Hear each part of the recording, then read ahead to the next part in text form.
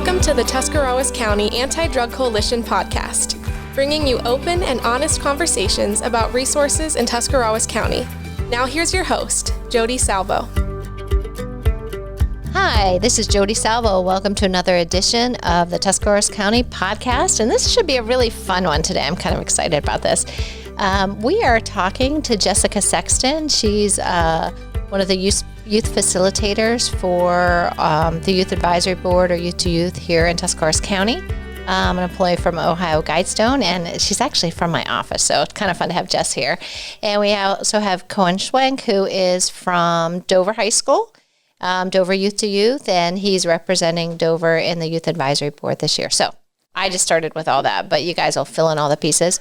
So with that, Jessica, why don't you just tell us a little bit about who you are and what you do, and we'll start that way. Yeah, okay. So again, my name is Jessica Sexton. I've just recently been hired on at OhioGuidestone to be a youth-led facilitator. Can I just stop right there? I'm going to be interrupting today. Jessica was a student in Youth to Youth. How many years ago? Was it 4 or 5? Oh, longer than that, because probably 7 or 8 when I started. Yeah. So, it really was a long time. It was a long time ago. So this is really fun for me because there's no greater pleasure than watching a student come up through a program, not only doing it so well, but then to be able to come back and then just work with the students, because you did such a great job in high school. When we had an opening a position, I was so excited because you were the first person I thought of, like, oh, this will be fun. So anyways, go back to... Well, thank you. Yeah. Thank you for saying that. So I did Youth to Youth. I started out in Dover my freshman year. It was your freshman year. Yeah, and continued all through high school and kind of trailed away through college. But in high school, I also did YAB, which is our county, where all the leaders come together, and that's a group Cohen is a part of. And then I also was a part of OYLPN, which is our state board of youth representatives. So YAB is Youth Advisory Board. How many schools are involved? 6. 6 districts. Mm-hmm. And so you have students from 6 districts here in Tuscarawas County. Yeah. And OYLPN is Ohio Youth-Led Prevention Network. And tell us what that's about. So that's bringing leaders all across the state coming together to do their most commonly known event is the We Are the Majority event, the rally that's down in Columbus. And so they have, 2,000 students. And you were on stage on that one year. Oh, yeah, I was. I led the wave. That was the peak. But it's bringing forward different concepts and different things that we see, that we saw at the time that needed addressed. So there was mental health struggles that we saw throughout our state with our youth. We saw that there was drug addiction, and we saw that was on the rise, and that is still the case here in Ohio, that it's opioid addiction and drug addiction is really high here. Sure.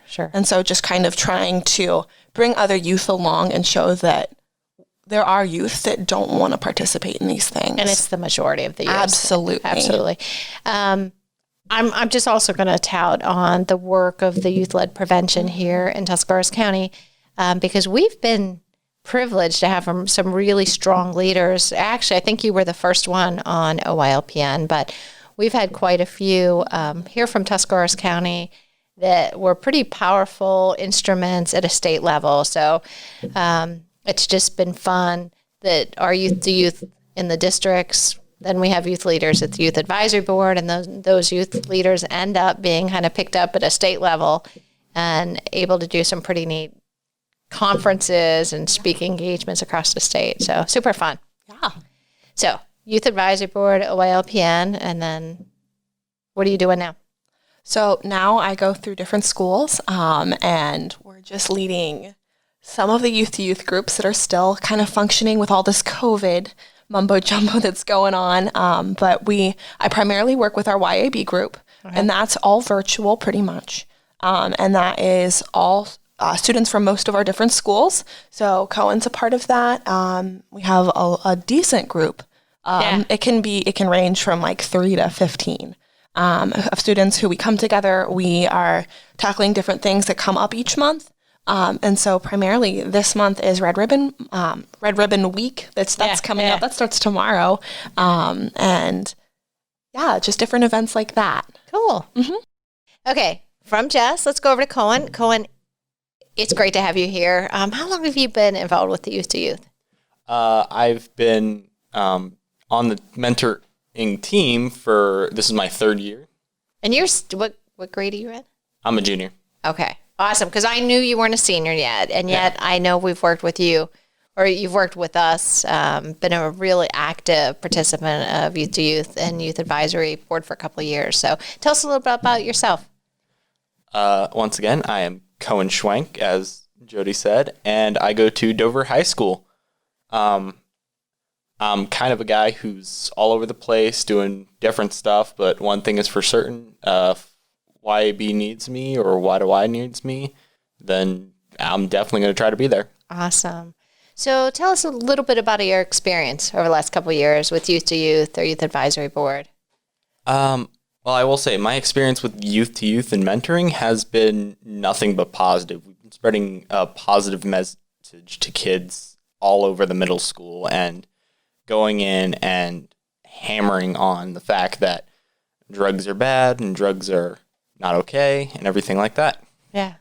And we've been doing it in a fun and proactive way that isn't invasive for kids. So I'll just let our listeners know, each of the Y2Y groups in the individual schools all kind of work differently. They look differently. But Dover's big thing for quite a few years has been mentoring. So the Youth to Youth group tends to normally, not in a COVID year, go down to the middle school for 6 weeks at a time, a couple times a year, and just meet with students after school, right?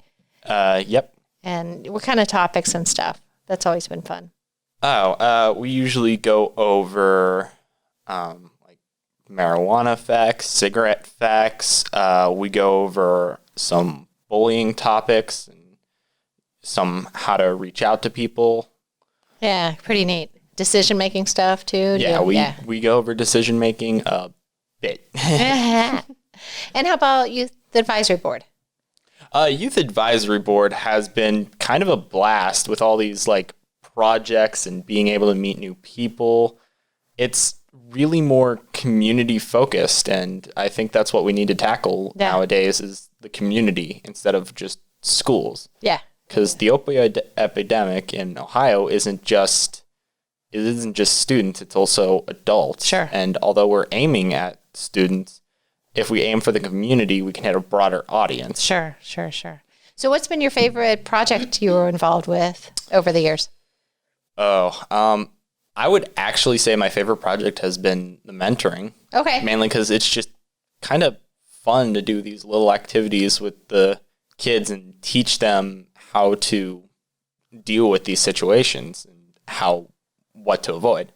We love watching you guys mentor because you all make much more difference than the adults do going into the schools. I mean, they look up to you guys. You guys are high school students making healthy decisions, and y'all are cool and relevant and things that we might not be. So, and if I could reflect on that, and actually do want to say this, for those in the audience who are maybe older or maybe don't get why kids don't really look up to adults as much as they do their youth, it's because those of similar age levels or close to similar age levels are seen as cool because they're more relatable. They've been through similar things. Yeah. As adults have been through more things, but growing up, they've been through different situations. Yeah. Well, I thank you for doing the mentoring. I think clearly you guys do a great job and it makes a difference. So thanks for that. I believe so as well. Neat. Okay. Want to talk today about Red Ribbon Week because, as you said, it starts tomorrow. Yay! Woohoo! Why don't you guys tell us what Red Ribbon Week is, what it means? Red Ribbon Week, the origin of it is, can someone lend me the name? Kiki. Kiki. Enrique. Camarina, right? Camarina, yeah. Kiki was an officer fighting against drugs, and he sadly passed away while on duty, preventing the drug use in America. And the local people started wearing red ribbons to honor him in his fight against drugs. And since then, it has spread nationally, and nowadays we celebrate Red Ribbon Week. Neat. And what does it mean? Red Ribbon Week or symbolize, or what are some of the efforts? Either one of you. A lot of it is just drug awareness. Okay. Drug awareness that's in your community, that it can affect anyone.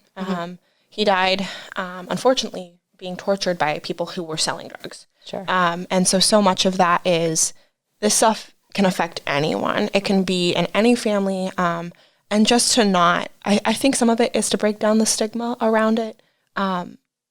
In schools, that makes it a bite-sized piece to talk about it.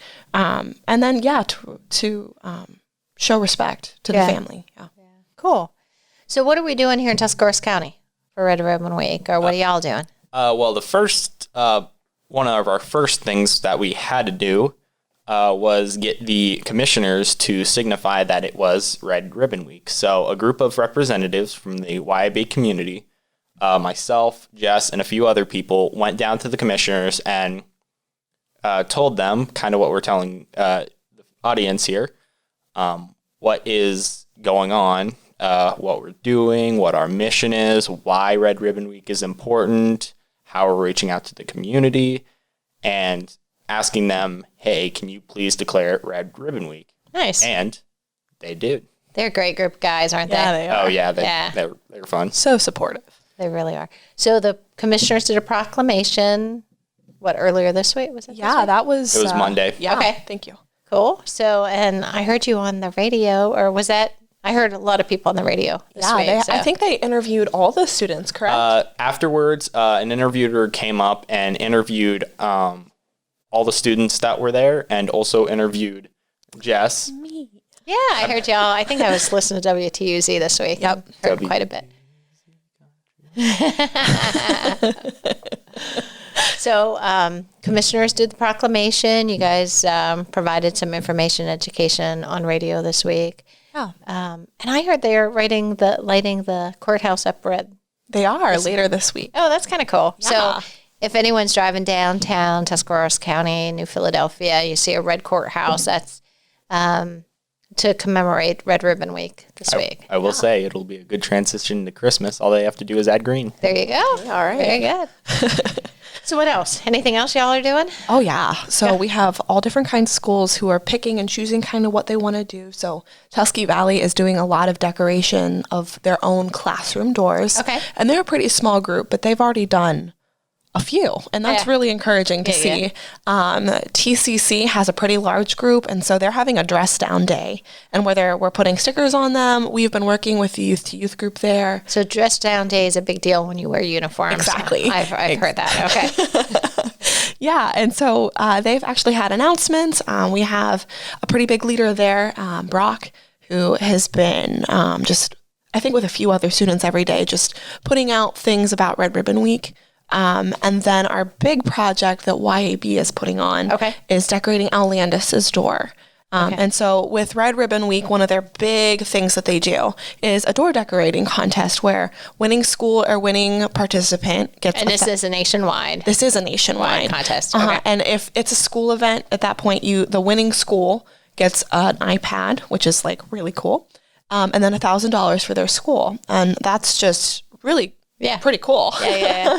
And so instead of doing separate doors this year and having each school vote, and you might get a few, you might even get a chunk, but that's probably not going to win nationally. So we decided to kind of band together YAB members, and they're all decorating Al's door, and all the votes, we're going to try and push it towards Al's door. So 6 school districts are represented doing Commissioner Landis's door. Absolutely, and hopefully our community as well. Yay! I hope so. So you guys will decorate that when? Tomorrow. Okay. Wow. At like 4:00? Yep. Cool. And how does the community or whatever vote, support this? How do you guys win? Because Tuscarawas County wants to win this year, right? Oh, yeah. yeah, we want to win. Okay. Yeah. So I think a lot of voting will be online. That voting doesn't actually start until November 1st. Okay. So you'll have to kind of wait for those things to be posted. I think that those details might come out a little bit later. Okay. I've not seen a whole lot on how to vote for those, but I think that would be on the website there. Oh, cool. I do want to add, the audience doesn't just get one vote. They get Multiple votes. Yeah, multiple votes. Like one a day, I believe is the count. I think so. Yeah, vote all the time, people. One a day for an entire week. And yes, if you're listening to this and you're part of Dover City Schools, kind of need you out there. Okay, there you go. Calling out Dover. Whoa. Come on, Dover. You can do it. Yeah. Big news calling you out right now. Dover's pretty good at coming to the Dover play. is really good at, Yeah. I mean, I came from Dover, so There's yeah, kind they of a come to the fabric plate. that I want to win. So I think you probably could get them on board pretty easily. Oh yeah, super go. supportive. Neat. So, okay, those are some things for Red Ribbon. Anything else you want to just kind of talk about with Youth Advisory Board, COVID, substance use, prevention, any of that kind of stuff? I do want to talk a little about Y2Y. Okay. And just kind of state it out there that Y2Y is not going away. We are just temporarily taking a break due to COVID for the safety of others. But next year, once we can have regular meetings in person and can do all that stuff, we're going full swing back into the swing of things with help from Jess at Dover, at Philly, at any school in Tuscarawas County. We're going to be back in the full swing of things. Cool. Yeah. Do you think students are struggling with decision-making, self-esteem, substance use during COVID? Because I know adults are having a hard time. Yeah. Okay. I can say that pretty much for certain that, yes, there are students out there who are struggling with decision-making, struggling with COVID, messing up their schedules, struggling with drug abuse. And as multiple times we've discussed in Y2Y, people are getting easier access to this because they're not in school. They're at home, so they have more time to do it. Not saying to completely take up your kids' time. But just be wary that. Just be aware. So let me just ask you, do you think there's more access because substances are found in the house, or you can order online, or how does that happen, that there's an increase? Or I think it's just a lack of, because while you're in school, there's a limited amount of stuff that you can do. Like you can't go out and, search for drug dealers and. Because you're kind of busy and you're busy in school. It shifts your focus enough to keep you off.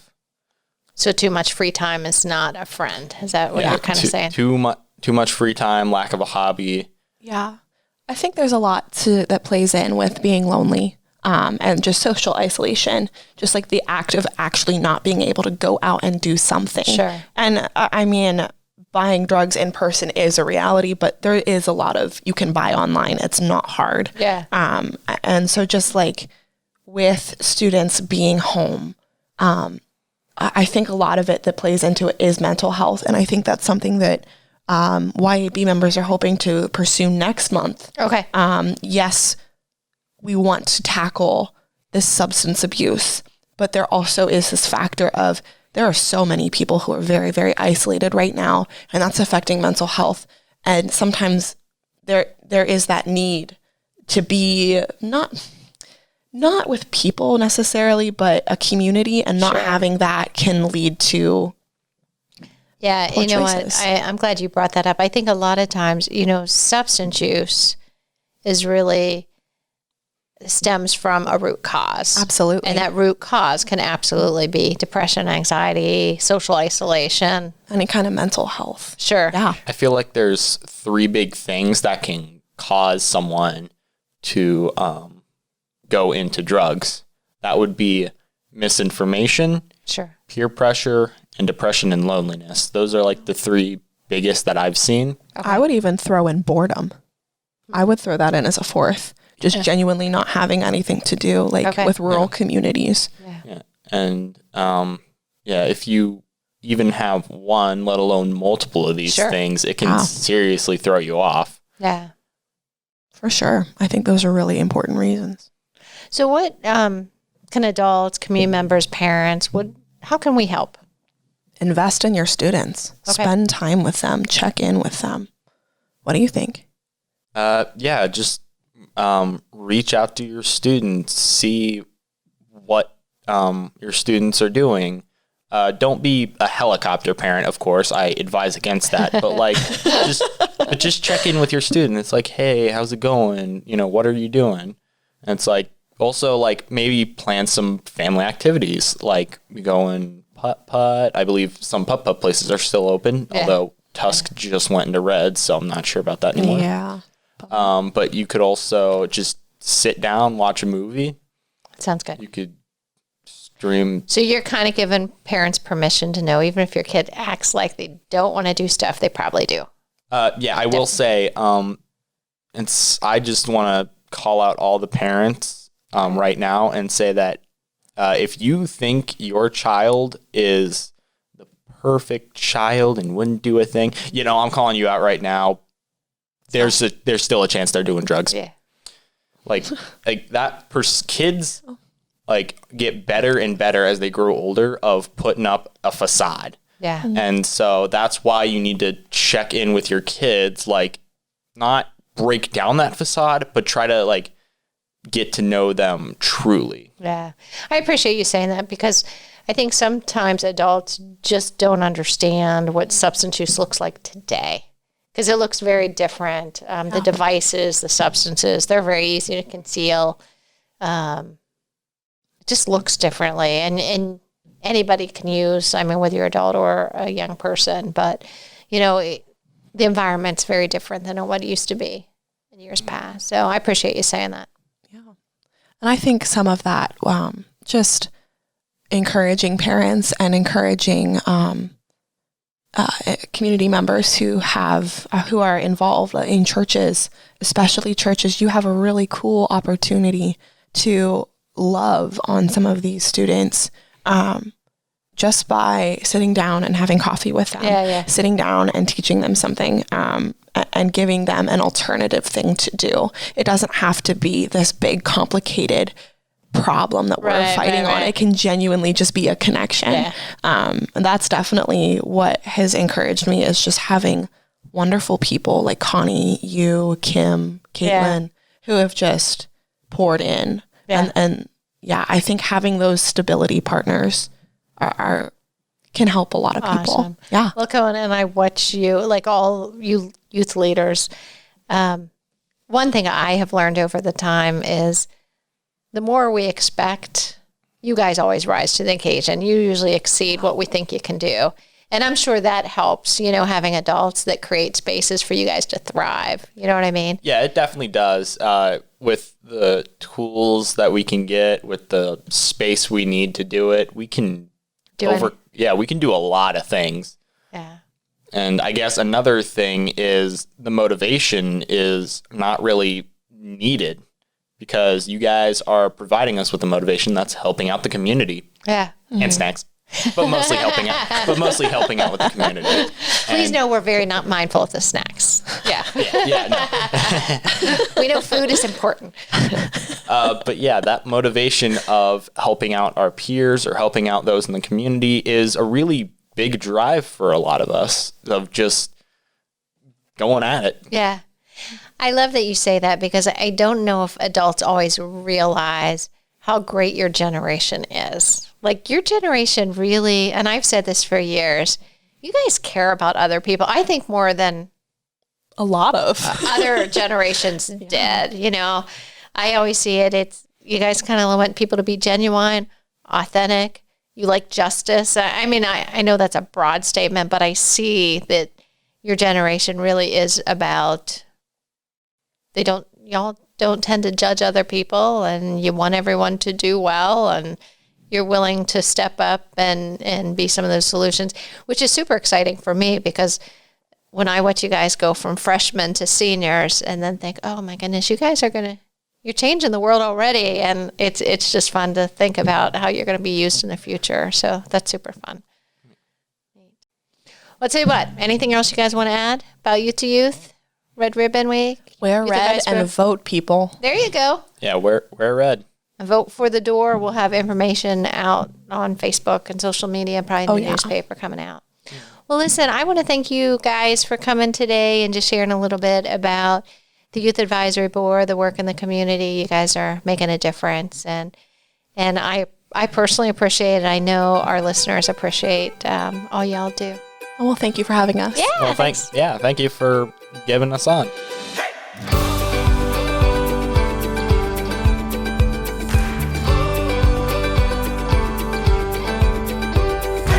Thanks for listening to this episode of the Tuscarawas County Anti-Drug Coalition podcast. Please follow us on Facebook and visit our website at adctusk.org.